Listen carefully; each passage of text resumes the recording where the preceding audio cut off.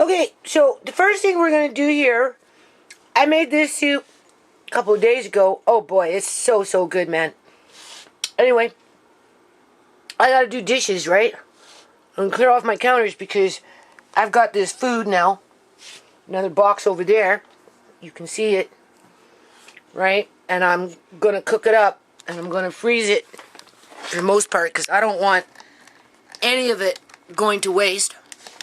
Right, because if I put it in my fridge right now and get distracted, right, there's only so many days you have to cook this stuff, right? And I know we won't eat it all in one day, so, I'm going to do my little jars. I'm going to go downstairs and I have a new case of salmon jars, so I'm going to make at least 12 salmon-sized jars, which is 1 pint, right? This is a half pint. Okay? I don't want to freeze them. And being that I'm going to make a whole bunch of these, I'm going to go downstairs when I'm ready to take them down and freeze them. Right? Because there will be these vegetables. That's what I'm going to do. I have I think there's a cauliflower in here. So I'm going to bring up another one of those jars of that cucumber soup.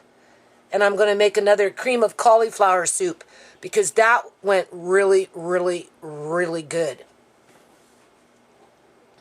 But before I do any of that, I'm going to warm up some of this soup for the kids and myself. And then what's left, I'll probably just put into one jar and freeze it, right? Because, and then it's a quick meal when I need it for whatever reason. Because we've been eating this already for... This is going on now. This is that third day. So this is beef soup, right? What I did is I took some bones from my freezer, started cooking them, and then eventually I put in frozen carrots that I did a couple of years ago, had them in the freezer. It wasn't kale that I used, it was actually Swiss chard, now that I'm thinking about it, which was frozen in my freezer. And obviously the red organic wheat, hard red wheat, which was organic, is in here, which is so good, man. And then there's rice. I took a little packet of those vegetable cores soup mixes. I always like to use those, to do that in there. And then I opened up my own canned beef, which I did in 2020 with that one that I did in the oven first, which I found that it was much tougher than if I would have canned it raw.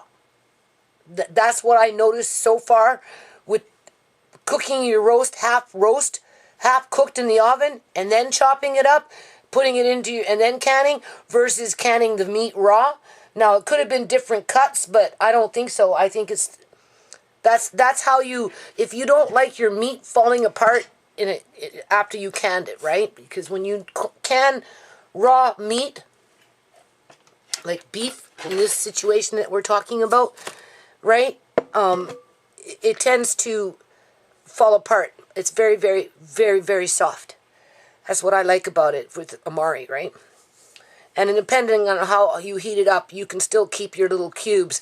But if you overcook it too fast on too high, it just kind of disintegrates because that's how soft it is. Whereas when you take a roast, right, you brown it, you put it in the oven, you half cook it, it changes the molecules in the beef itself so that when you cut it up, put it into your jar and then can, it's not as soft. It's just not. That's why some people do it that way. But I found that you have to chew just a bit more. So, which is fine. But anyway, that's in there. And this has got great collagen. And that's why I'm not going to waste it. That's why I'm going to freeze what we're not going to eat right now. Because Andre wants tacos. Which I made him tacos yesterday. He wants tacos now. But I told him no, he has to have soup first and then we'll have tacos later. So that tells me he's getting tired of soup, although he likes the soup. So before I waste the soup, I will just... I know, it's good soup. I will just freeze it in a couple of jars, or one jar like this, whatever's left. And then that's a side meal for another day. But because I got a cauliflower there, in the next day or two, maybe even start tomorrow, I'll probably get on with another cucumber cream of cauliflower soup, because that was so good and very easy to make. And Pastor Granny actually gave me, now that I'm thinking about it, I don't know where it is. I'm gonna put everything on I'm gonna clear off my counter here, people, do my dishes, and get ready for this cooking spurt that I'm gonna have between now and tomorrow. And of course I'm having panic attacks, right? Because I'm in the kitchen cooking, right? I should be doing something else more important, because, you know, that's just the way it goes, right? So, but this is important, so I'm gonna spend for a good part of the day. It's already getting late, it's 3:30, but I'll probably do this till about 9 or 10 tonight, and then what I haven't cooked up by that time, I will continue tomorrow, and then we'll probably make that cream of cauliflower soup, so I have it on hand, so that when I get back outside, because apparently it's supposed to be raining off and on, and it's extremely cold outside, right? So, what do you call it?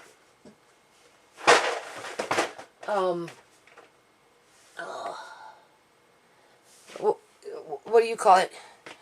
I won't be outside that much anyway, right? She gave me, here it is. This is what I'm looking for. She gave me this. So I don't even have to, this is chicken broth, right?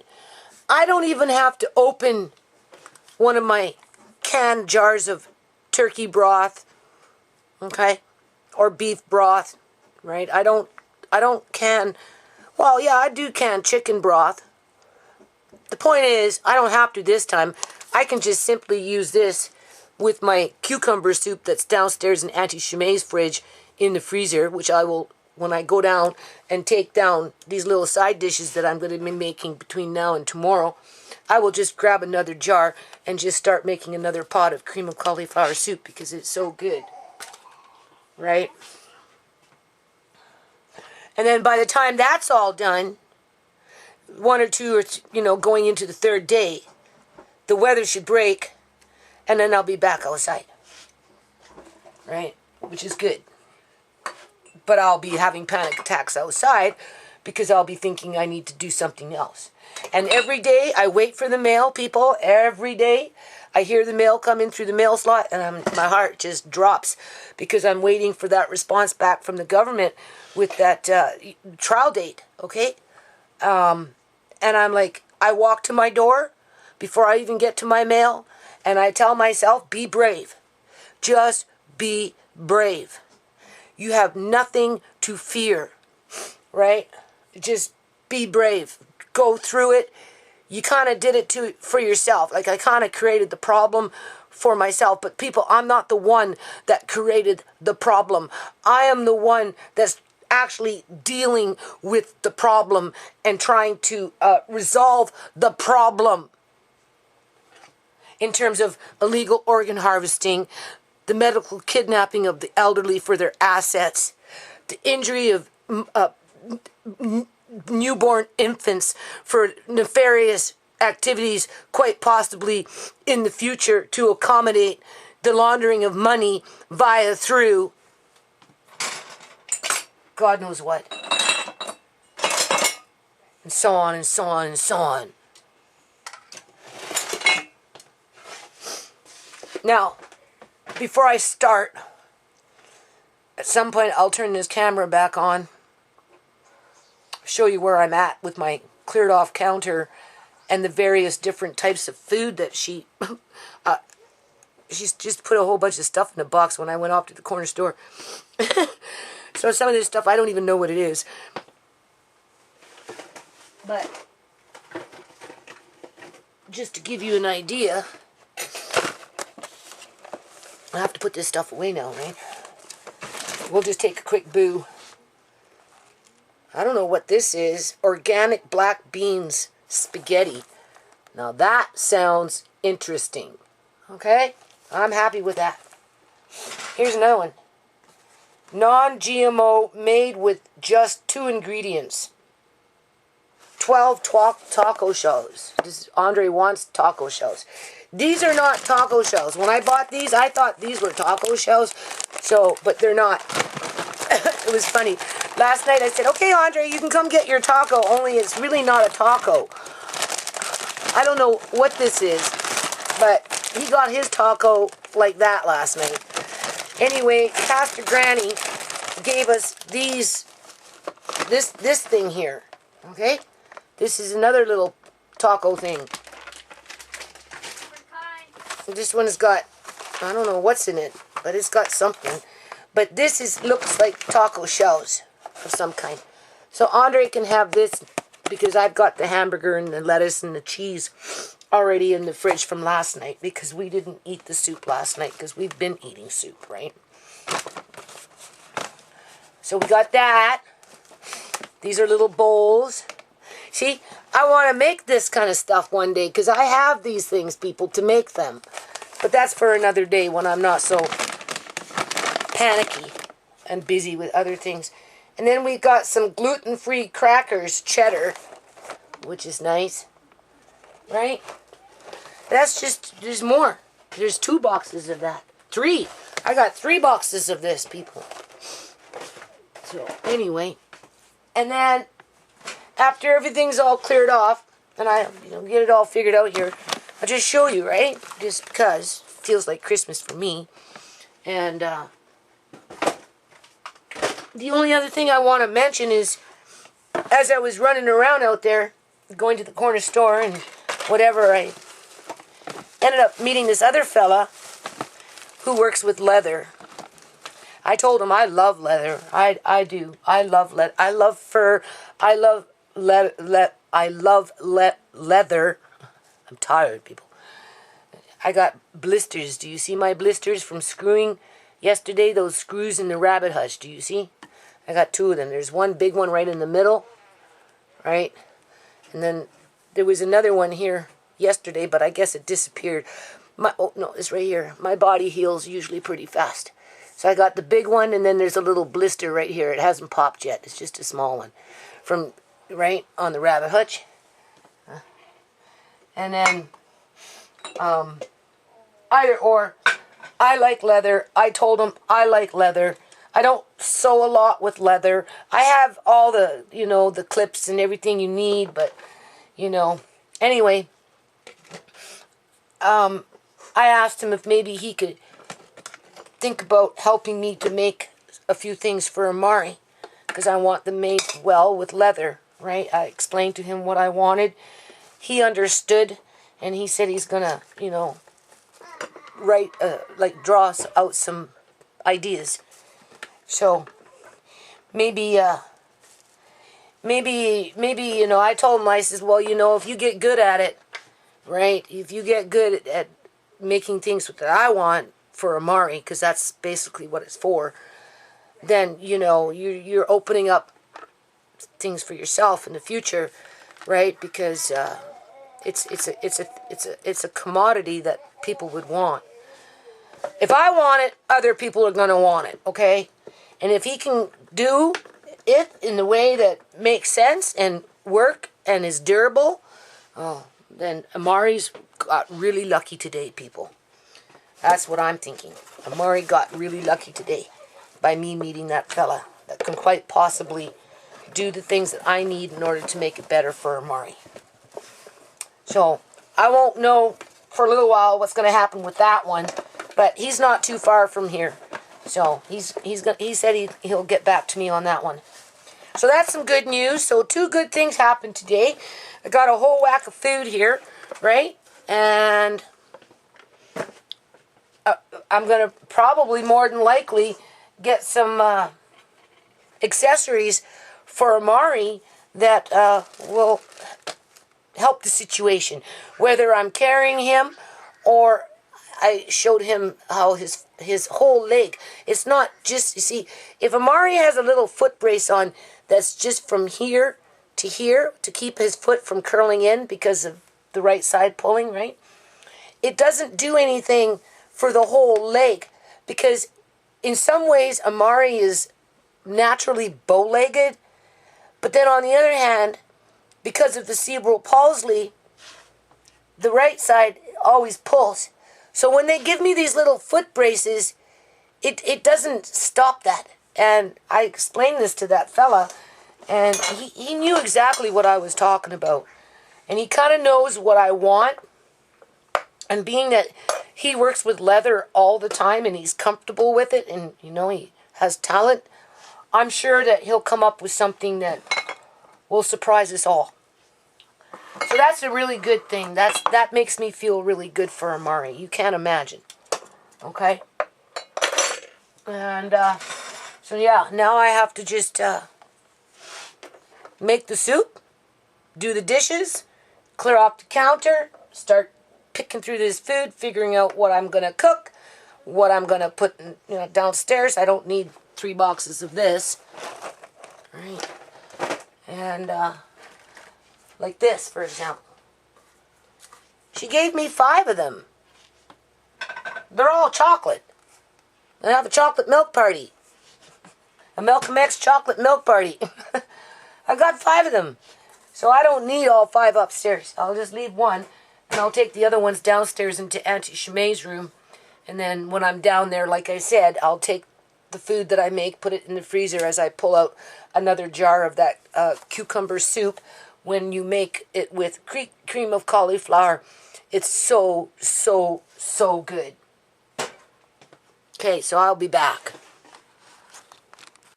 Oh yeah, I forgot to mention, I was saying, I don't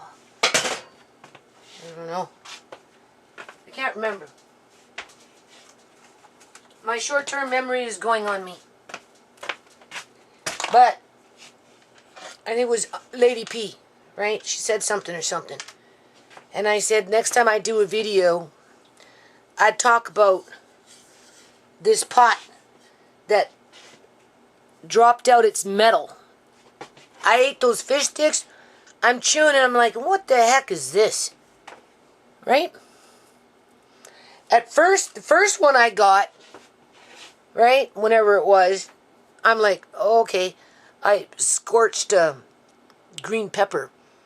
Because when I grinded them up in that little machine, they weren't all completely grinded up. There was little chunks, so I thought maybe it just didn't soften up. And then when I was frying, somehow I over-fried it and it became like rock hard. And because of my eyes, and it was like had little bits of food on it, so I'm like, okay, that's a green, and I threw it off to the side, right? Didn't think about it. And then the next day I got up and I was just kind of munching on them cold, because we know Andre doesn't really like them, and there's only so much I can give to Amari, right? And I was going to make a new batch with, making sure that there was absolutely not even one chance of a bone being in it. So I was eating them, right, more than anything, just so it wouldn't go to waste, eh? So I get halfway through the plate, and I bite into this. And I'm like, okay. And then I'm looking, and I'm cleaning it off, and I'm like, what the heck is this? This is twice. And I'm like, well, that doesn't sound like a pepper overcooked, right? And I'm like, then it dawned on me, it's metal. And I'm like, metal? Where the hell did 2 pieces of metal come from? Because I'm now comparing the 2 pieces, right? And so I'm like, in here, looking around, my other frying pan, my big cast iron frying pan is in my sink. But, I had fried them in my cast iron, right? So now I'm like, what, is the cast iron, like, flaking off? Is that what happened? So I'm scraping the cast iron, and I'm trying to figure out how it flaked off. But there's nothing to indicate that it did. And I'm like, where did this come from? And it's funny, because as you watch that video, which I'll add to this, I'll add as I'll put pot video reference or something, I don't know. Anyway, as I'm feeding Amari at the end of that video, after it's all said and done, what do I say? Your Nana, as Amari sometimes gags, right, because of his disability, right? and whatnot. And I'm like feeding Amari at the end of the video, talking on about how his Nana has a heart of steel, right? You got to have a heart of steel to be, like all the time, right? You don't know when right? He's gagging, and it's just like you got to pat his back. By nature, your heart starts to go like this, and you can't let that stop you from doing the right thing in terms of looking after him, right? So you got to kind of get a little bit of a heart of steel on it, right? So that you don't have a heart attack, people. That's what I meant by heart of steel. Nana's not going to have a heart attack. It's okay, Mari. We'll get through it, right? What do I find? I don't know what this is. It's metal. It's not magnetic. Okay, so that we know. Right? It's not picking up. Well, not, at least not with a fridge magnet. So there's nothing in there that's magnetic. Is it cast iron? Iron is magnetic. I looked up what's magnetic, and iron is, but is cast iron magnetic? I don't know.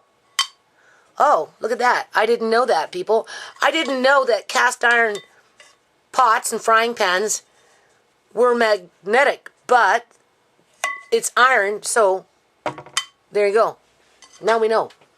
Okay? What kind of metal this is, I don't know. So, of course, I'm trying to figure out where it even came from. And I'm like, well, did it come in from my breadcrumbs? Because when I poured in the breadcrumbs into the plate to add the seasoning, there were, you can see, like a few chunks of breadcrumbs that, I didn't necessarily grind through my blender, because I make my own breadcrumbs, right? And I'm like, no, it couldn't have been that, because when I went through the breadcrumbs and I took out the big pieces of bread, right? Nothing was indicating that was in there. Okay? So for the life of me, I couldn't figure out how that got in there. And we know it's not lead because it's not magnetic, right? But yet it's a metal. It's a metal of some kind. Oh, anyway, in the end, I figured it out. I don't remember how I figured it out because it stressed me out so much. But where it came from, and this is something that people should be aware of if they're not. I never stopped to really think about it, people, because I've never, 60 years, in all my years, I've never had this problem. But I think I was watching the video, pondering on where this metal came from, right? And then I seen me have this. I'm going like this, right? Right over the bowl, doing YouTube, and I catch this from the corner of my eye. This is where the metal came from. Right in there. Do you see?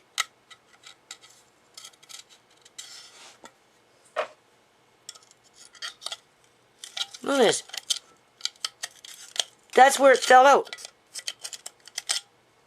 As I was going like this over the bowl with that, I was making what? I was making those things. I made the cream of cauliflower soup or something. Oh, I don't remember. But I made those, I made the bread. That's what it was. I made the bread, and I had to warm up the milk, so I used the same pot. And then I went on with the fish sticks, used the same pot. But for whatever reason, as I was putting that mixture into the fish, not the breadcrumbs, but into the fish, right? And because it was speckled with kale from the yard, same kind of color, I didn't notice it because who would think that once a pot gets to the point where it starts to open up on the bottom, it's just going to fall out into your food. And then you really do end up with a heart of steel. Right? So, I'm just pointing that out. Now, I like these pots with these built-in bottoms. Right? I do. Because you don't burn as fast when you're cooking. But then on the other hand, once they start to separate, and you can see that they're starting to separate, don't even take a chance. Okay? Because it was that fast, that simple, for that to fall out into a bowl that I didn't even notice. And thank God they came out in big chunks, because I can almost guarantee you that's how they came out. Hopefully they were designed that way in case something like this would happen. But as I was eating those fish sticks, I wasn't crunching into anything small. Only the big piece. If you're going to crunch into metal, even in a small little speck, you're going to feel it. You're going to hear it. I didn't get any of that. I just got this. This is what I got. And if there was any more left over that was left on the plate, it ended up going outside. And the animals, the skunks, the raccoons, the cats, whatever was out there, the rats, who knows. I just let them eat it. And the plate was clean the next day. So, you know, because they're certainly not going to chew on this and eat that. They're going to spit it out just like I did. As for Amari, I mean, before I even gave it to him, people, I went through it, double checking for bones, you know, running my fork through it, and I didn't come into contact with any of this. But, you know, it makes for a talking point, right, for that general information,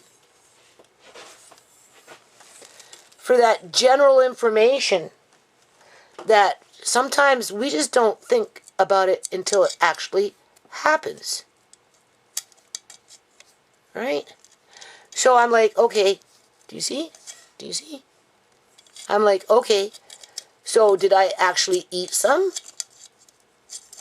Because if I did, what would it do to me?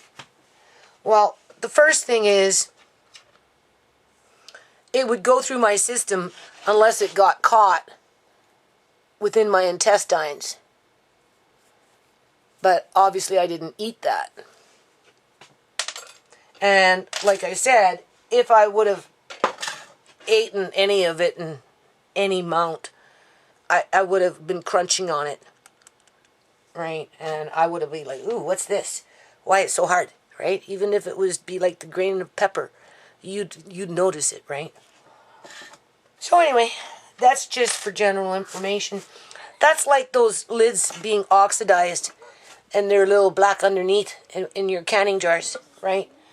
Okay, just because there's oxidization at the top of your lid, as long as the jar has never been opened and the food inside isn't rancid, you know, the chances are everything's fine, because that happens, right? But then I showed you that other video where there was oxidization under the lid, but I also came along with a curtain hook, right? And I took a weak point on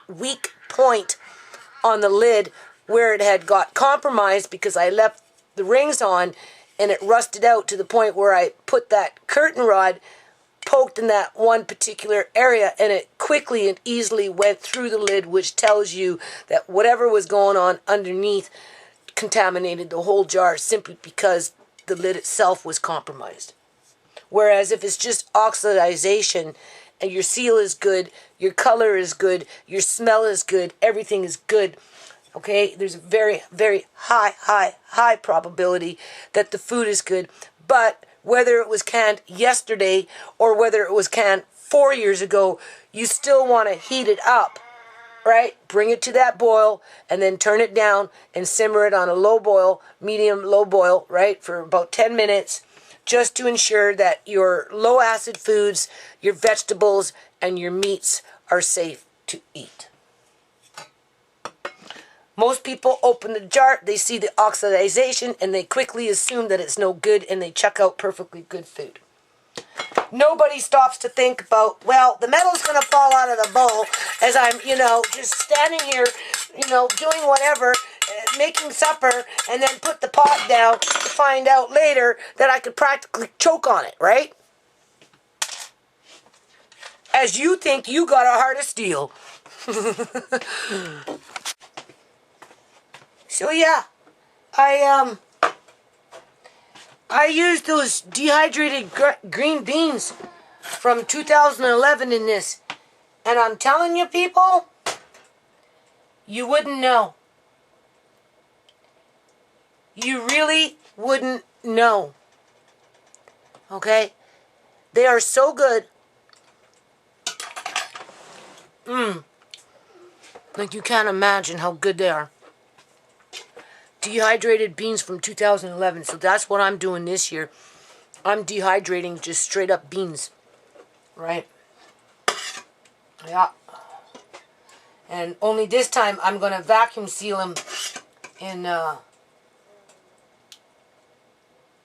canning jars, mason jars. And I'm going to vacuum seal them, which is even better than the way I stored it. And the way I stored it for how many years? 10 years? It still worked. So, if you don't have jars, go buy yourself some juice, treat yourself, and use those containers, and they store perfectly fine. Okay? So what I'm doing now is I got the soup cooking, right? And then I got the beans there. You can see the bean. It looks like a bean. It tastes like a bean. That's because it is a bean, right? And I used my dehydrated celery that I did, what was it, last year? Or was it the year before? I don't know. Anyway, I did that. Put that in here. These carrots that I did a YouTube video on, when I had a whole bunch of discounted carrots, and I showed you what to do with them, right? And they've been in my other freezer downstairs for a long, long time, and oh, they're so good too. Everything is good in this thing. I had a sweet potato. I put sweet potato in this. I didn't dehydrate that. That was just a sweet potato. But it really did a good job in terms of making it tasty. This soup is so good. And then I opened up, like I said, a jar of my beef. So I didn't have to put in any broth this time, because I made the broth with beef bones that I had in my freezer. And then I've got one more little jar like this that I'm going to wash, and then I'm going to freeze that. Right, so I got 4 little jars like this, and this is good. This is really good for Amari, okay? And then I've got a bigger jar for Andre or myself or both of us, okay? You know, I spread it out, right? Just a little cup with other things, with homemade bread. Oh! I just had to show you that, okay? It was the beans. The beans. Okay, so this one's Andre's. Now, when I cooked up those bones, you know how you have the gristle and that kind of stuff, a little bit of that. Okay, Andre doesn't like it. I like it, and it's nutritional. Plus, that's what helps to build cartilage right along with the collagen from the bones, okay? And we know that Amari's at risk to losing his collagen because he doesn't walk like us. So the more I can give him beef broth, chicken broth that have been stewed with bones, and things that can build up his cartilage in his hip bones and that type of thing, you know, sockets, I should say, in his hip sockets, the better off things are. So, being that Amari doesn't, you know, he's really not a picky eater, but then I'm pretty good at giving him tasty food, right? I mean, let's face it, what 3-year-old eats liver? Amari does. Or sardines. Amari does. Right? So that's good. The liver for the B12, obviously, and the building of muscles, blood, brain, bones, cartilage, the whole 9 yards. So, you know, I just wanted to show you also what's in this soup because of the beef bones that I used. And for Amari, it's perfect. However, I think the next time I speak with the dietitian, because he's lightweight like his mom. When ShaMay was a baby and a little toddler, 3 years old, 4 years old, I could still carry ShaMay, honest to God, on my hip. because her body mass, in terms of just body mass, was lightweight. Whereas Tisha, by the time she was 2, with her body mass, that she inherited it from her dad, who is a kickboxer, is solid as a rock and heavy. I couldn't carry her on my hip. I couldn't really pick her, especially when she was sleeping. I couldn't move her, people. ShaMay, I was still walking around with her 3.5, 4 years old on my hip. Okay? So, you know, it causes somewhat of an issue, right, in terms of, you know, is he getting enough nutrients? Because, you know, he's not as heavy as on the standard scale of things to be when it, you know, and I'm like, well, what are they looking for in Amazon? Right? Why does everybody have to be 6'4" and 230 pounds buffed? Not everybody's going to grow up to be like that. As a matter of fact, some of these people that I deal with are just as short, if not shorter than me. And they're men. Like, it doesn't compute. But, like I said, I'm always under a microscope, right? You know, that's just the perils of having a disabled child. You can never do enough, be enough, you know, provide enough without somebody scrutinizing you, scrutinizing you. Okay? So, in light of that, I know the importance of collagen, right? But I'm just wondering if maybe, because I was watching SGT report on BitChute, and they were promoting a collagen that came from 5 different food sources, not just beef bones and broth and that type of thing, which gave a little more, I guess you can say, nutrient value in terms of buying it from an outside source as a supplement. And I'm almost tempted to buy it, people, because it has 5 different sources of collagen, and it comes in a powder form that you can mix it into, you know, drinks if you eat your food that way, which we don't. Or you can, you know, I could sprinkle it into something like this. Not this, but the vegetables, for example.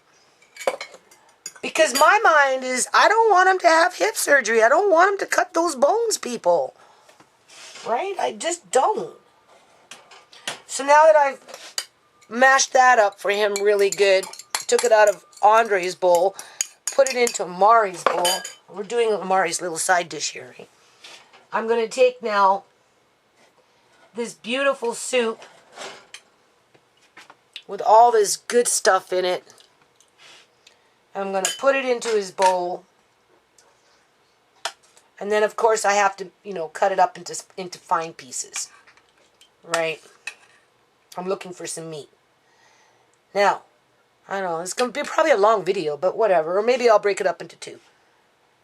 Just be YouTube's bitch, right?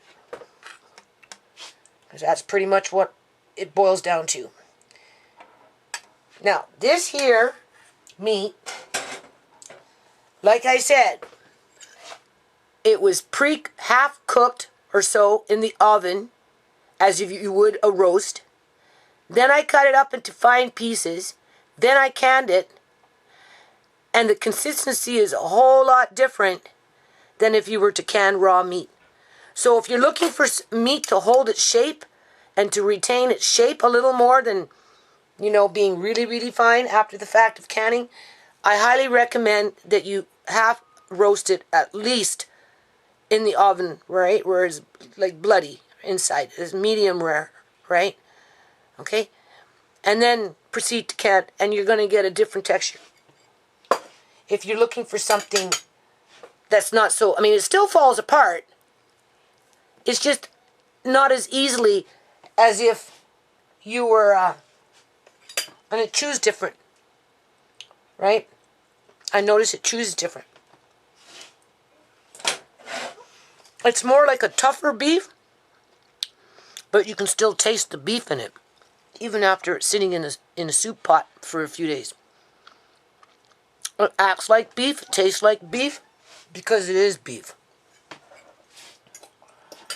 So I'm going to give Amari a fair amount of sweet potato here.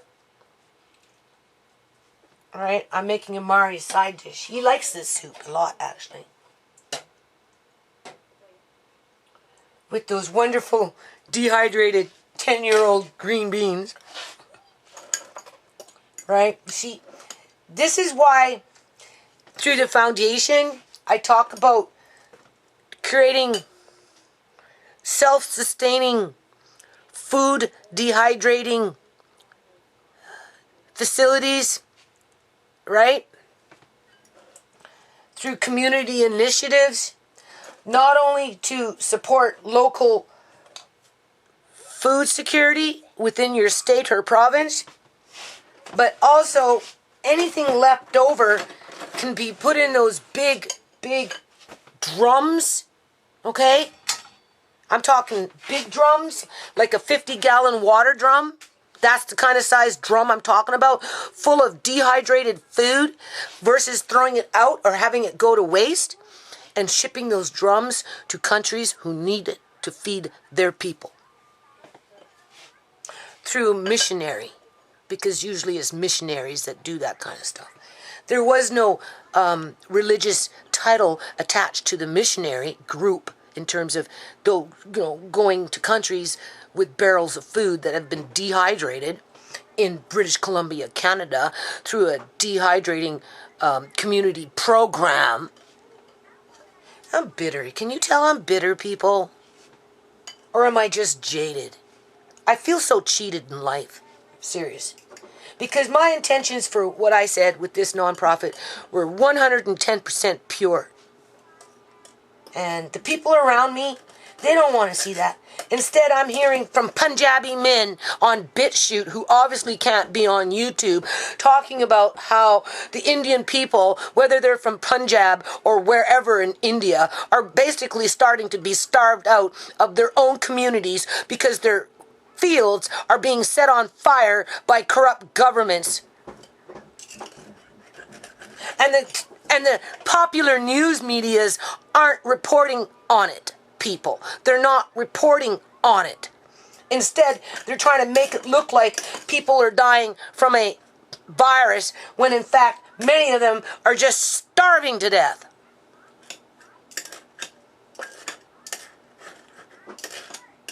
And then they take pictures from the past, from some gas explosion, with everybody with their masks on, to sell the propaganda that is actually something else, when in fact those pictures, videos, or whatever were taken years ago through some gas explosion in India. And as for burning bodies, well, that's what they do out there, okay? They got over 1 billion people out there, people. Of course people are going to die. It's the narrative around it that isn't necessarily true right now. And if there's truth to it, then it's being over exaggerated, when in fact the underbelly, the people are starting to starve. Okay? Well, in a situation like that, there's a lot of Punjabis in British Columbia, Canada, that love food. Okay? That's one thing Punjabis love, and that's food. So I could see them starting a manufacturing company in terms of like a community thing with dehydrated food, and send barrels full to India.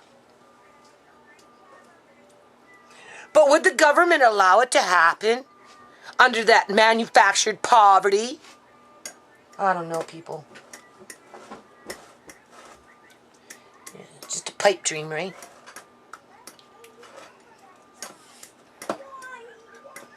It's not a pipe dream. It can still happen. It just takes the right leadership.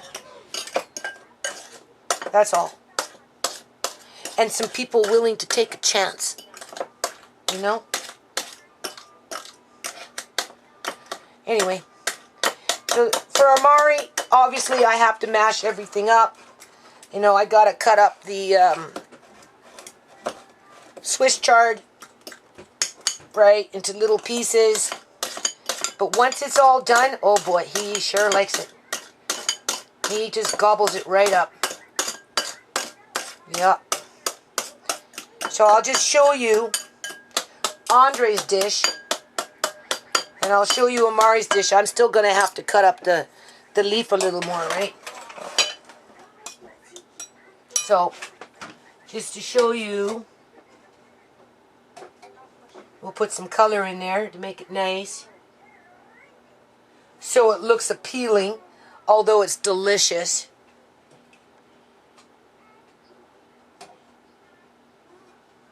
Like, so delicious. You can't imagine how delicious. Now this one's Andre, so I want to take a picture, right? Oh, I don't know what I did there. I guess I'm going to have to turn off the camera and then switch it to picture and then take a picture. Okay? So anyway, this one's Andre's bowl. He'll eat everything. And then this one's Amari's. Squishy stuff. I took it out. I gave it to Amari. You shouldn't have any in there. But Amari's, I have to go like this. Okay? Hold on.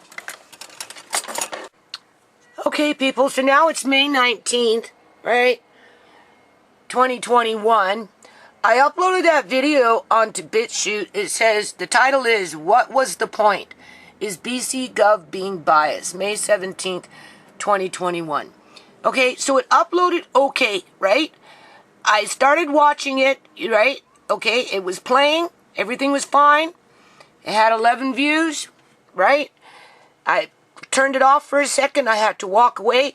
I came back. I turned it on. It kicked out. It went somewhere else in terms of the page, right? And then, you know, since then, I've been trying to get back in to play it. And I've attempted like 3 or 4 times already, people. Look, and the number count isn't moving. It froze again, right? I've already clicked on it a few times. It's been up for 52 minutes, so more than 12 clicks have come in, okay? That's just the way BitChute works. All right? I'd be surprised if it kicks in. Oh, okay. Hold on a minute. Same day. Okay, so I got it to work. I got into 35 minutes, 48 seconds into the video, and it just stopped playing, people. It just stopped on its own. Right? And, you know, I've been watching quite a few videos on BitChute, and I haven't had this problem for a long time, honestly. Maybe once or twice in the last couple of months, right? Because I haven't been I don't upload onto BitChute, double upload, so I can have all these videos on multiple websites, right? I don't do that. I try and stick with YouTube, but obviously YouTube is, you know, I don't want to get into it right now. So anyway, this is where, you know, I think sometimes these things kick in, or maybe, but that's not true, because I've watched other videos on BitChute. Okay, so, and then, so now it's playing, but I have to get May into 17th, 35 minutes to pick up where I left off. So I'm coming outside. And hopefully it will pick up. I just lost my glasses. So hold on a minute. So, okay, so I managed to watch it all, but you seen what I had to do. I had to start it over a couple of times. Right? I just finished. It was uploaded 2 hours ago, only 13 views. So technically, this thing isn't really moving. Because when you come into a video and it just keeps going around and around. Okay, so it started. But keep in mind, if you try and watch it on BitChute, there's a probability, I wouldn't say high, probably for my channel it is though, you're not going to be able to see it right away unless you go into the video several times. That's just the problem with BitChute. It's a form of shadow banning in my opinion, right? But because I can click on all these other videos and chances of that happening are pretty slim, right? I don't know why.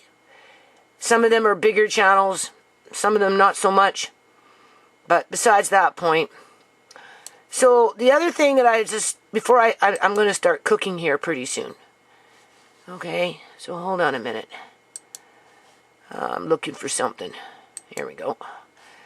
Okay, so this is on my paint. I uploaded this video. Actually, I didn't notice that. The title isn't even showing here. If you notice, where's the title? Do you see the title? I don't see the title. Here's this title, this title, this title. Right?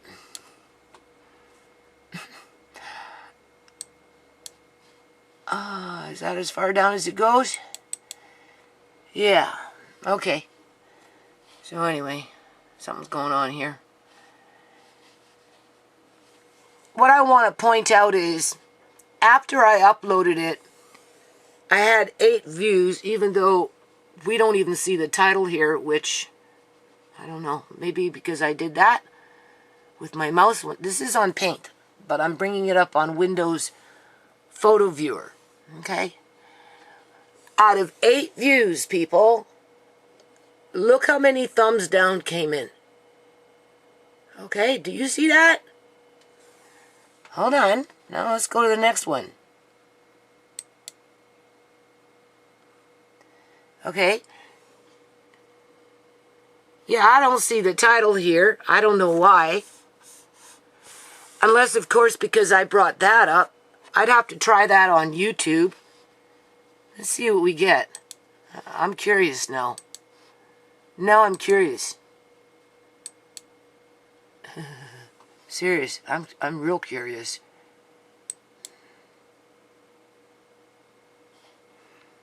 Okay, so what are we looking at here? Okay, so magnetism and periodic table of elements, right? You can see the next video posted. The title isn't even listed. But I wanted to show you how when it went into 14 views, all of a sudden I had 5 thumbs down with 1 thumb up. This is gang stalking, gaslighting, harassment, right? Okay? So we're going to go back into here, and we're going to go like that. Okay, so that's why there's no title, because as soon as you go like this, okay, now you can see I have 36 views, right? 2 thumbs up, 0 thumbs down, but the title did disappear. Okay? As soon as you move that, the title comes back. Okay? So that we figured out, right? 35 minutes and 42 seconds. Here's the magnetism and periodic table of elements. Next one up, thank you, Pastor Granny, BC Gov, and YouTube Bias. Now I've already uploaded the video onto BitChute, the one that I was talking about in this video. But what I found interesting at the time was it went from 8 to how many down? 4 down? 8 views, 4 thumbs down. Then it went to 14 views, same video, right? 35:42 with 5 thumbs down. Do you see this? 1 thumbs up. And then we're going to go to the next page. Now we're at 17 views, right? It dropped down to 2 thumbs down, 1 thumbs up. Okay, same video, 35:42. There's the magnetism periodic table. And then I think we go 1 more. Now we're at 19 views with 1 thumbs up, no thumbs down. What happened to those 5 thumbs down, people? Where did they go? Right? Okay? There's the video, right? 35:42. Thank you, Pastor Granny, BC Gov, and YouTube Bias, right? Like, seriously. And that's it. Oh, yeah. This person here, well, we're not talking about this person right now, so we'll just exit out of that. So now we're still at 36 views with 2 thumbs up. All those 5 thumbs down disappeared. Okay. Also, what I've noticed over time, this will say 34 views, right? We'll just use that as an example. I'll come back in later for, because I always have to come in and check for comments, because I have my comments held for review because of the gang stalking on YouTube. So once I'm in here checking comments, because I try and keep up with the ladies, right, or whoever comments for the most part, right? It's mostly women that we communicate with each other. So I just go into content just to see what's going on. So, this says 34 views. I might come in 5 hours later or whatever it is, and then it will say 32 views or 31 views. So these things always shed views. But in terms of 5 thumbs down, 1 thumb up, then changing into no thumbs down to 2 thumbs up, you have to kind of ask yourself, what's going on, right? Was that YouTube staff? Because, they have their servers, their computers, right? They run the system. They have their staff at their desks, right? Each desk has their own file folders in terms of who they're so-called monitoring outside of an Android monitoring something.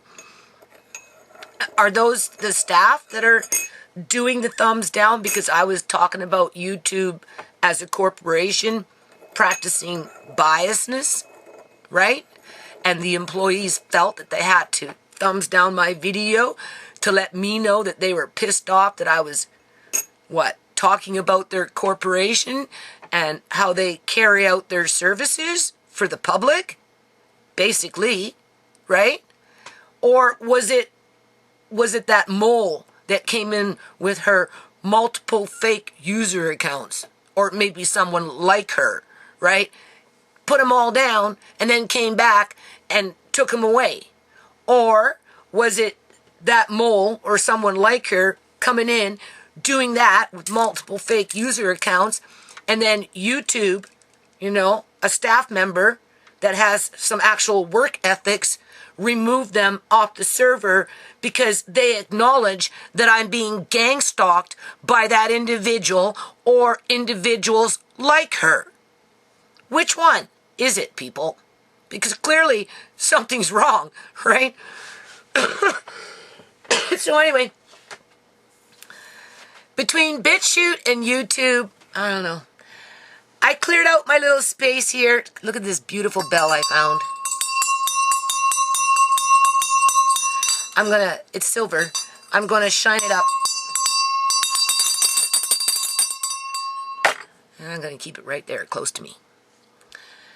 I'm gonna bring down, not today, I don't think. But I got this computer screen here, which I can move that way a little bit, but I have a light there, so I kind of need the light more than I need the computer screen. And then I'm going to bring the Windows 10 computer screen, and I'm going to put it here, and I'm going to see if I can spark up the Windows 10 computer, and either I'm going to purchase another editing program, because the one that I have that I think I could probably use to convert videos over for Brighton, which is another web serving, like a video hosting service. They have to have it, and your videos have to be in a special format with this and that and blah. Okay.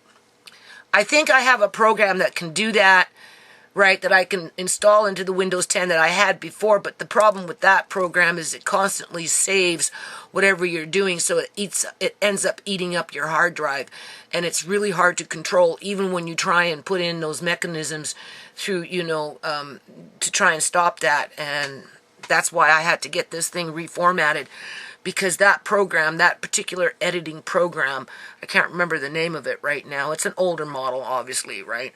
It was just eating up my hard drive on the inside of my computer, even though I had like the C drive and I had the F, E, or whatever it was, it wasn't saving in the other drive. It was eating up the C drive, and the C drive doesn't even have, it only has like 222 gigabytes versus 468, which is on the Windows 7. And even if I delete the videos out of the hard drive in the folder, it's still on the inside of the hard drive, and you can't get rid of them. And then before you know it, you have no hard drive to do anything. So before I maybe stress myself out, I should maybe just think about getting a more up-to-date editing program for videos that I can easily adjust these formats. That's another thing I was thinking about BitChute. Maybe because I'm using an older editing program, I don't know what their recommended format is to upload videos onto their server, but maybe I'm using a format that doesn't necessarily run smoothly on their server. So I'm going to see if I can isolate down what's the best format for the video, the best codecs and all this other crap that, you know, it's like going back to school, right? And then see if maybe I can adjust it, and maybe that's why the video stops playing. I mean, it could be, right? I don't want to beat up on BitChute, being that, you know, so far, even though there's glitches in there, right? You know, they haven't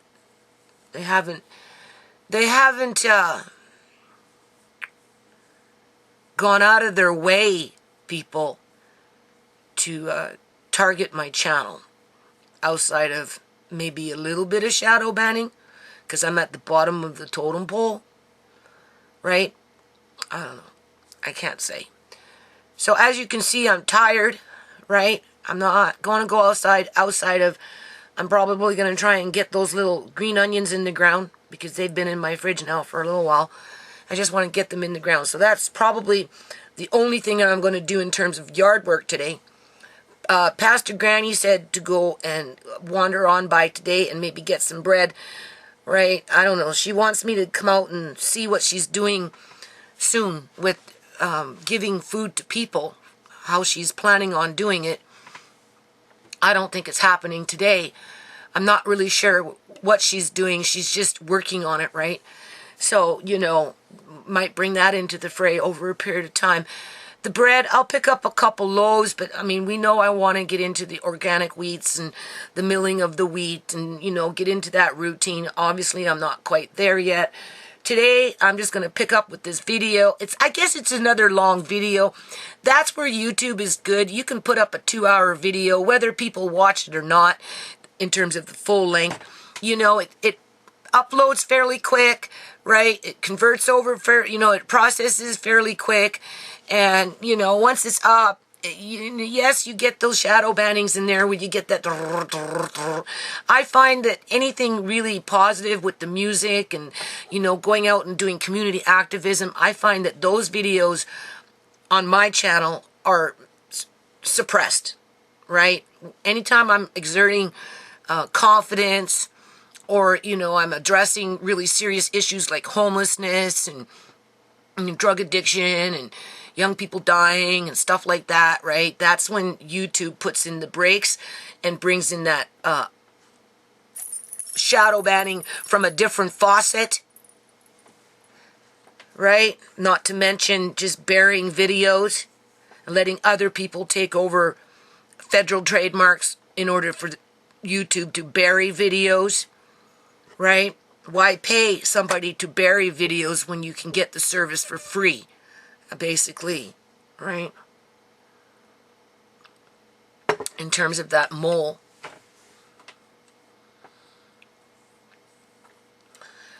And you know, I'm just going to go in there and we're going to go through the vegetables. I'm going to focus. I got to focus, right? I think I might try and dehydrate just a little bit. Just make it easy on myself, because I don't want any of it to go to waste outside of what needs to go into the compost, right? If I leave it for, you know, too many days, just because we're getting near the end of the life of the vegetables, you know, it just becomes compost, right? And I don't want that to happen. I want to be frugal, and I the things I have, right? It's good food. So I'm going to stick with cooking up some of the vegetables for Amari. Put them in those little jars, the salmon-sized jars, right? And then I'm going to freeze some. And then just like I said, to make it easy on myself, I'm going to take a couple of those things and I'm just going to throw them in my convection oven. I'm not even going to pull out my food dehydrator, although I do need another one when apples come, because the one I have is been so overworked, right? I'm going to get myself a nice new food dehydrator, and then this year, when the apples fall from the tree, instead of making apple juice, applesauce, apple butter, all that stuff, I'm basically going to just dehydrate probably a good 75% or more of those apples. Because then this way you get a big batch of apples. Like we're talking, because that tree drops a lot of apples, people, let's face it, okay? You know what I'm saying? It's enough doing everything that I do, but I don't need the apple butter, the apple juice, and the applesauce, because I still have, right? This is where food dehydration comes in good, right? Because if you store it properly, it will sit for 11 years. Like, seriously, I just showed you that with those beans, right? You know, so the apples, I have already dehydrated apples, but knowing what I know, right, it just makes sense to dehydrate them, because over the next, I'm going to say 1 to 8 years, we really just don't know where the economy is going to go, okay? If you're below a certain income level. The ones that have money and are making mad money through that laundering of money, big corporations making billions of dollars as small corporations are being shut down, right? So, you know, at the end of the day, you can't go out shopping in a physical sense to your old shopping romps because, one, maybe you don't fit in and you don't have a mask on, or quite possibly you don't have your green Go card if and when that should ever happen. I mean, you're stuck with ordering things online, which you end up paying more for, right? And it takes away from the small mom and pop shops, right? And yeah, so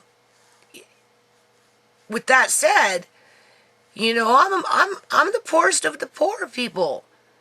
I'm not even a working poor.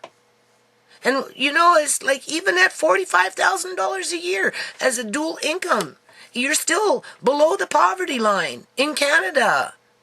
They try and say the medium income, but that's for one individual is about what? And this was 10 years ago, like $45,000 for medium income for the average worker in BC 10 years ago, right? Now, I don't know what it is, but I'm not going to go on it because I'm cooking today.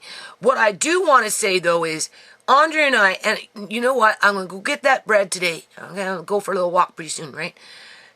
And I'm going to bring my camera, and I'm going to show you another empty house, too. There's three empty houses on this street, right, that I'm aware of, people, that are, some of them are going to be just simply tore down.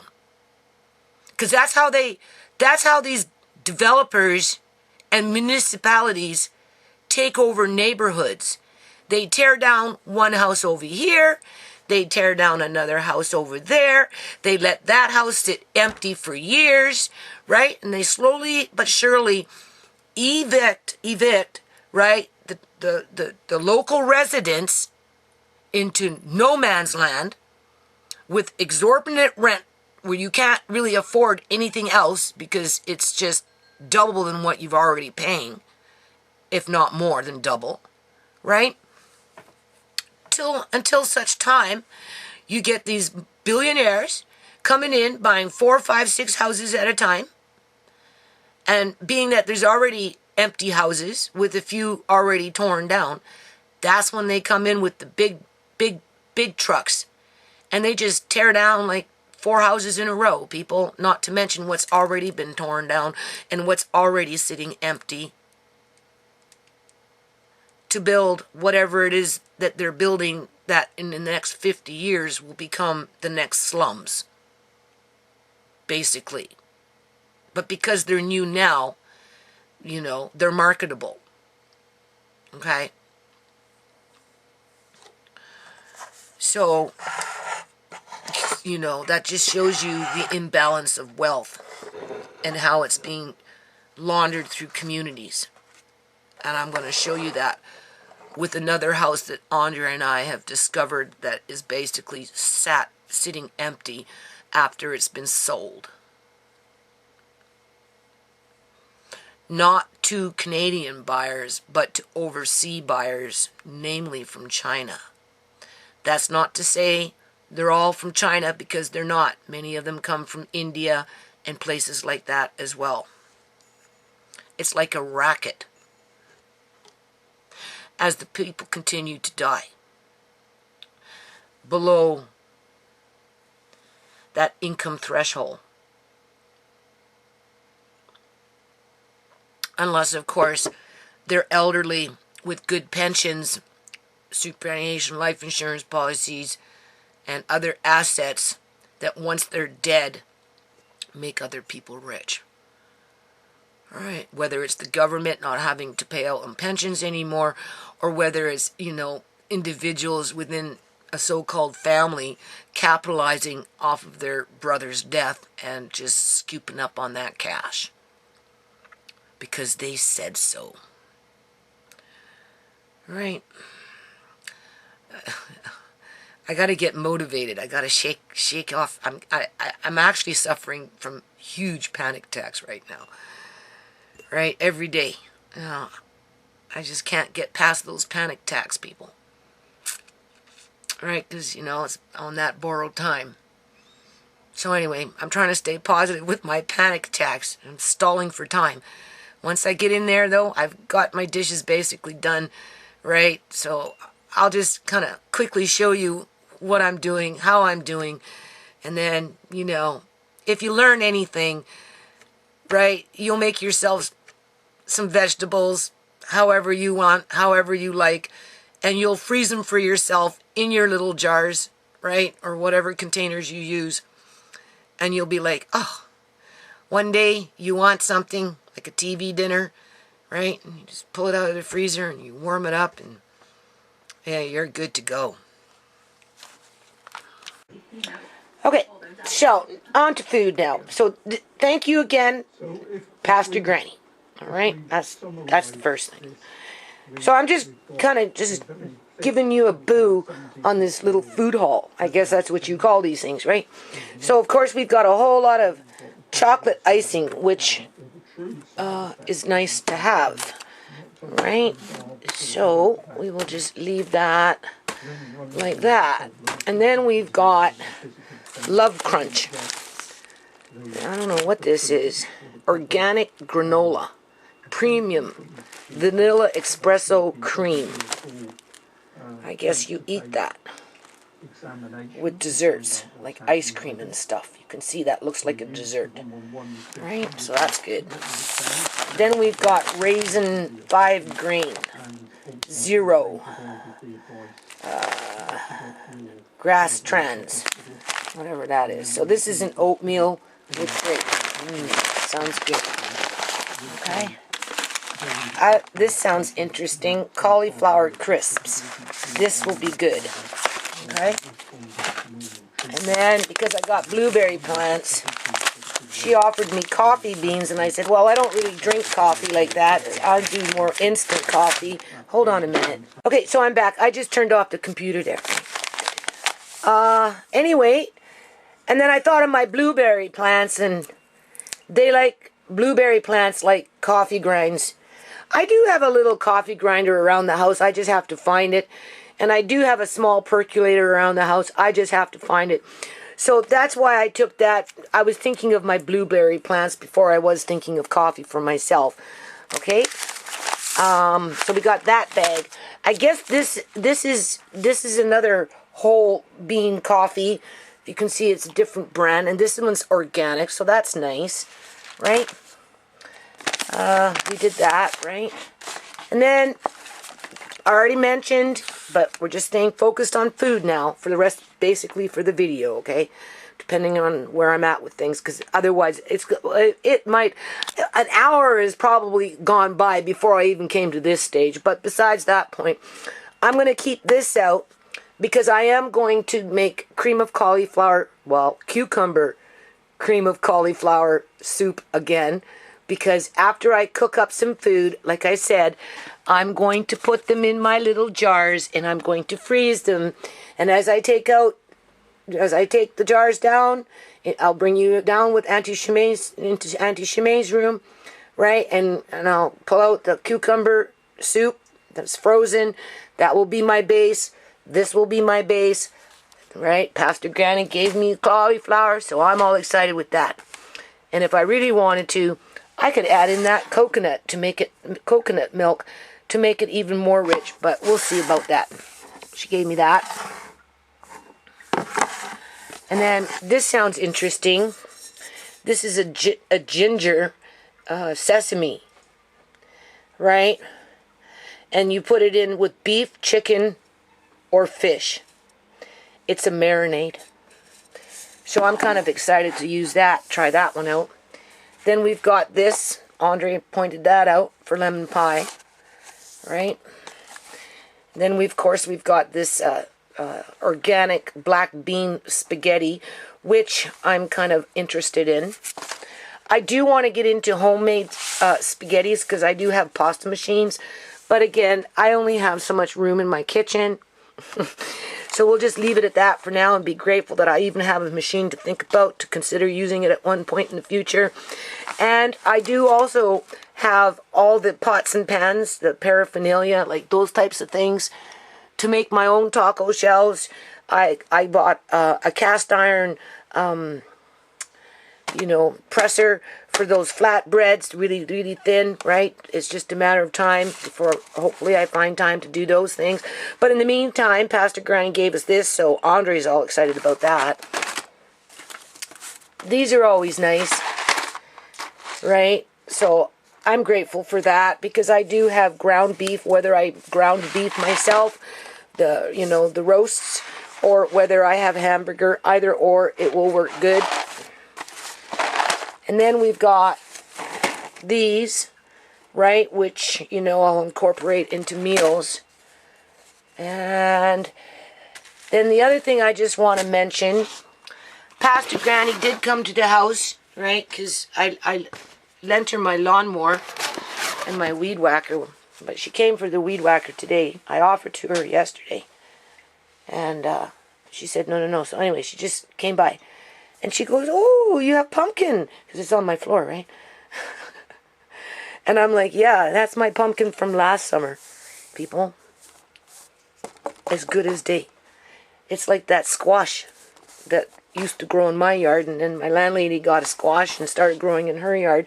Then she came and gave me a big squash. It's still kicking around, right? Which I actually should cut open and cook up with some of what I'm doing now with the box of food down there. And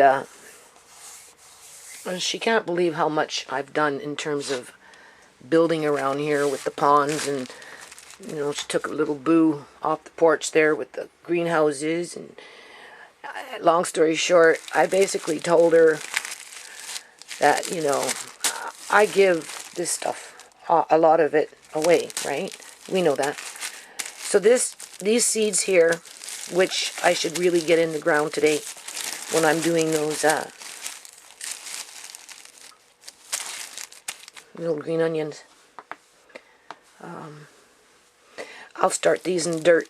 These are pumpkin seeds that are unsalted, just air dried, so they're fertile pumpkin seeds that came from my pumpkin that I ended up cutting with the skin on because these are organic.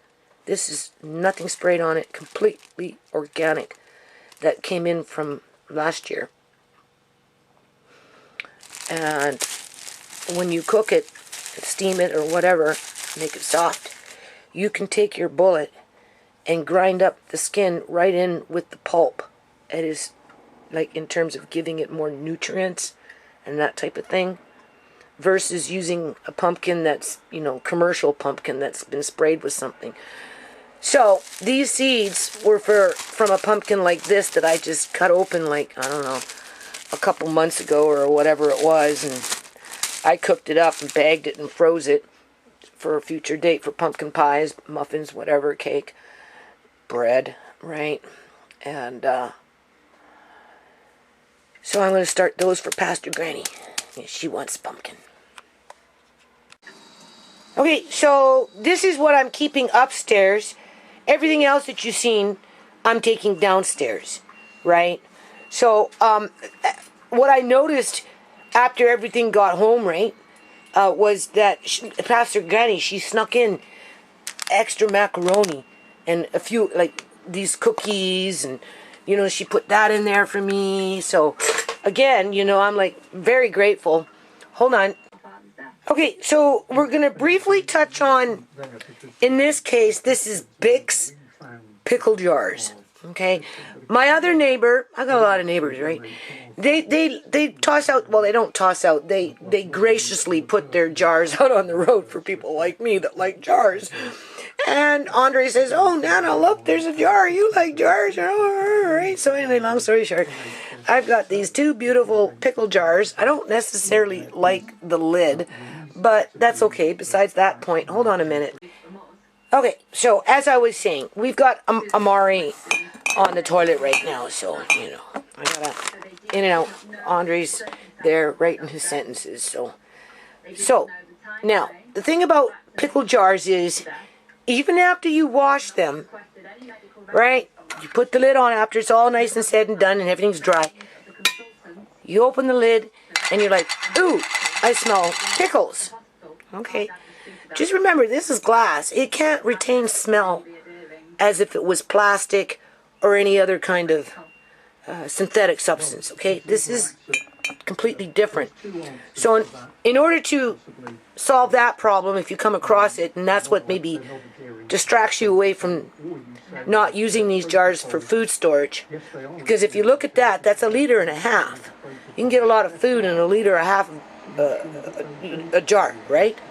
Okay? You just fill this up. You hear these big ass trucks, people? This is in the back. Okay? Anyway, with water, and you put in a little bit of bleach, and you just let it sit for a while. Okay, just a little bit, you know, a tablespoon or so. Okay, you don't need much, right? And then, because I've got 2 jars here, I'm going to start with the one, let it sit for a half an hour to an hour or whatever it is, and then I'm going to take that same solution and I'm going to pour it into this jar, and then I'm going to rewash my jar, let it air dry, and chances are you will remove that problem. So that when you have things like this, it will fit perfectly in this jar in terms of food storage. Because you don't want to leave it like this in a bag opened for too long. Unopened, yeah, it may be okay for a while, right?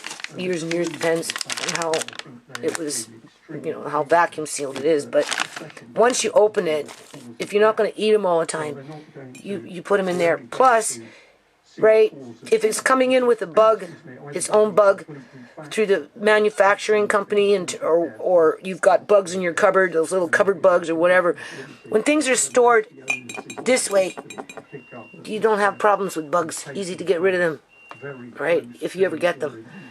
Store them in your cupboard like this all the time, chances are, especially when you're living in an apartment. Now, the only other thing I wanted to say is, these lids,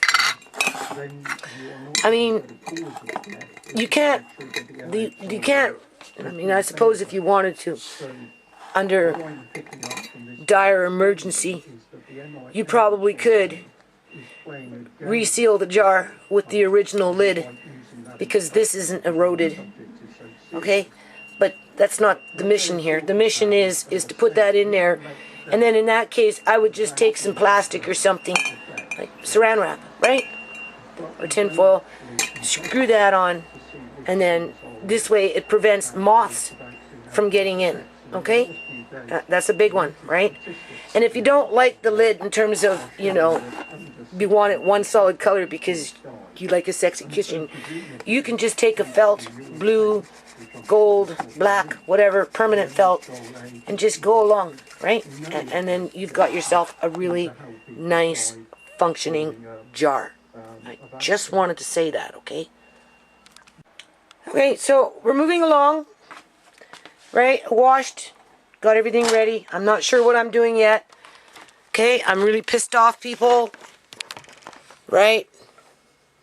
I bust my butt. Okay? Right? And all I get is that fucking natter in my ear. If I don't get it from over here, I get it from over there. Okay? Serious. You don't know. I'm so fed up with it. Anyway, I took out some salted butter that's frozen from my freezer, okay? Because we're going to enrich it. Now you can cook with it and then refreeze it after you've cooked with it. Okay? Unless, of course, you can cut it in, put it in frozen, and then quickly get it in the fridge, right? Which, those jars I did with the soup yesterday,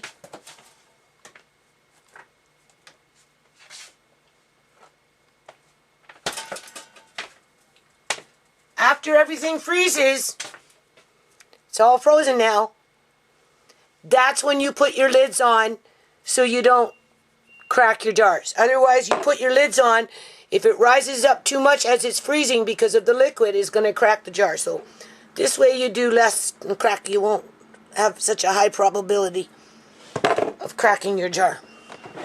And then you put your lids on. I'll have to find lids. Right? Ideally, it would be nice if I had a little system going where I could label what these jars are, because sometimes I put them in the fridge like that cucumber soup. I knew it was something in there, right? And then I had to cook with the jar in order to realize and taste it and stuff first before I realized that it was that cucumber soup that I had done a while ago. Hold on a minute.